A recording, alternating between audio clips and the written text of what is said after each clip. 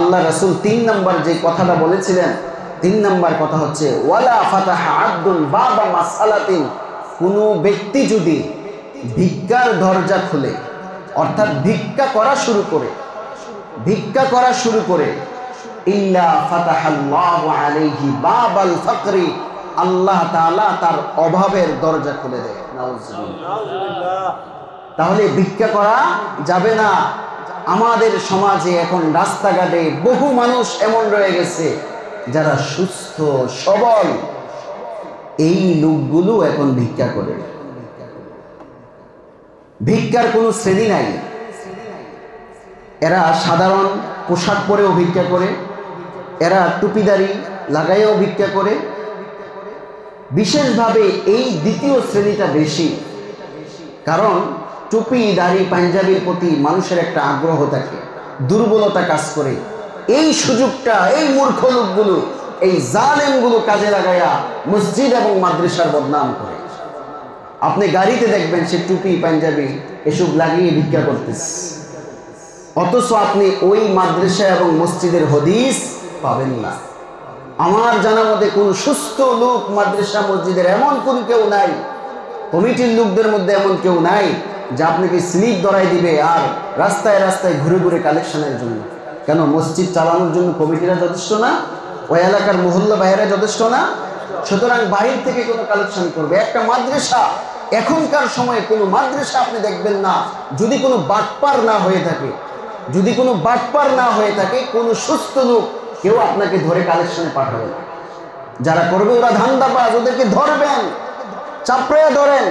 টুপি দাড়ি পাঞ্জাবি দেখলে ঘৃণা করার দরকার নাই, ওকে ধরে শায়েস্তা করেন, সব গোপন তথ্য বের হয়ে যাবে। এই জন্য যারা আল্লাহ রাসূল বলেছেন, যারা এইভাবে ভিক্ষার দরজা খুলবে আল্লাহ তাদের অভাবের দরজা খুলে দেবেন।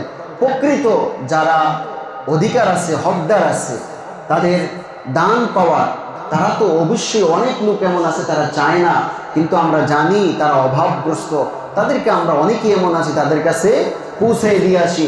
এটাই হচ্ছে সর্বোত্তম মাধ্যম, যে আমি আপনি তাদের কাছে কি করব? দিয়ে আসবো না। আমার ঘর বাড়িতে আসতে হবে। আমাদের এলাকায় কে কে দরিদ্র অবস্থায় আছে এটা আমরা জানি না? তাহলে কেন আমার কাছে আসতে হবে? আমি দিয়ে আসতে পারি না কেন? আমার ঘর বাড়ির সামনে অনেক ভিক্ষুক থাকবে, অনেক লোক থাকবে, আমি হাতে হাতে দিব, আর আমার মধ্যে একটা আনন্দ আসবে। এই আনন্দ আমার আপনাকে ধ্বংস করে দিবে। এই আনন্দ কবুল হবে না। আনন্দ কখন হব? যখন আল্লাহ এই সদকার বিনিময়ে লক্ষ কোটি বিলিয়ন কোটি মানুষের সামনে কিয়ামতের দিন যখন আল্লাহ আমাকে ডেকে বলবে, অমুক এলাকার অমুক, তুমি আমার সামনে আসো, তোমাকে এই উপহার দিলাম। জিজ্ঞাসা করবে আল্লাহ এটা কিসের নিয়ামত, কিসের গিফট? তখন তখন আল্লাহ বলবে, ওই যে অমুক তারিখে অমুক জায়গায় তুমি একজন দরিদ্র মানুষকে দান করেছিলা, ওই দানের জাযা প্রতিদান হিসাবে আমি আল্লাহ তোমাকে দান করব। দুনিয়ার ভিতরে মন খুশি করে লাভ আছে না? কিয়ামতের দিন লক্ষ কোটি মানুষের সামনে আমি যখন পুরস্কার আনতে যাব, তখনকার খুশি আমার জন্য লাভ। সুতরাং আমাদেরকে ওই জায়গার প্রতি উদ্বুদ্ধ হতে হবে, ওই জায়গার প্রতি আমাদেরকে আগ্রহ বাড়াতে হবে।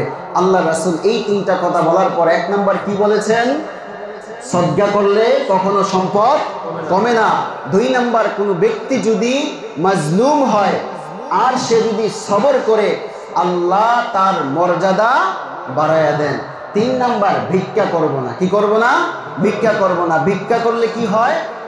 দারিদ্রতার দরজা আল্লাহ খুলে দেন।